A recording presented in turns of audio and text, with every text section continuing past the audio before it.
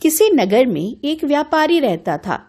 व्यापार में घाटा होने की वजह से व्यापारी ने विदेश जाकर व्यापार करने का निर्णय लिया।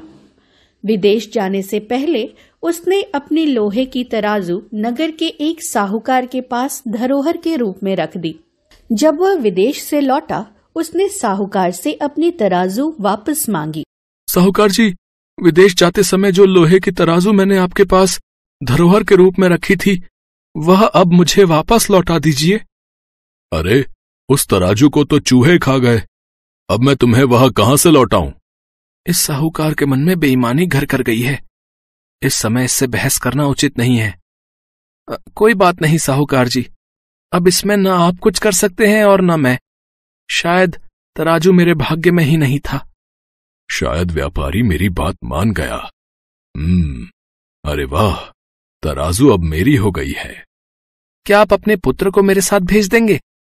विदेश से मैं आपके लिए एक उपहार लाया था, वह मैं आपके पुत्र के साथ भिजवा दूंगा। हाँ, क्यों नहीं, तुम उसे अभी अपने साथ ले जाओ।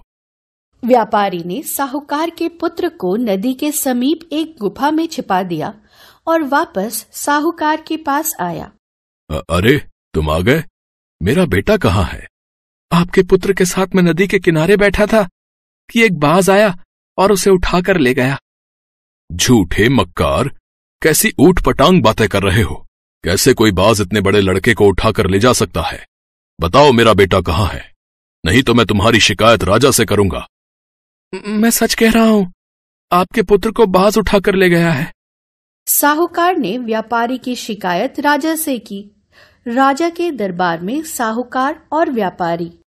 महाराज, इसने मेरे बेटे का अपहरण किया है, इसे दंड दीजिए और मुझे मेरा पुत्र वापस दिलवाइए। क्या तुमने इसके बेटे का अपहरण किया है? नहीं महाराज, मैं नदी के किनारे साहूकार के पुत्र के साथ बैठा था कि तभी एक बाज आया और उसे उठाकर ले गया। ऐसा कैसे हो सकता है? एक युवा लड़के को भला बाज कैसे उठाकर ले जा सकता है?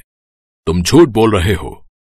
महाराज, यदि 20 किलो का मेरा लोहे का तराजू चूहे खा सकते हैं, तो एक युवा लड़के को बाज भी उठाकर ले जा सकता है।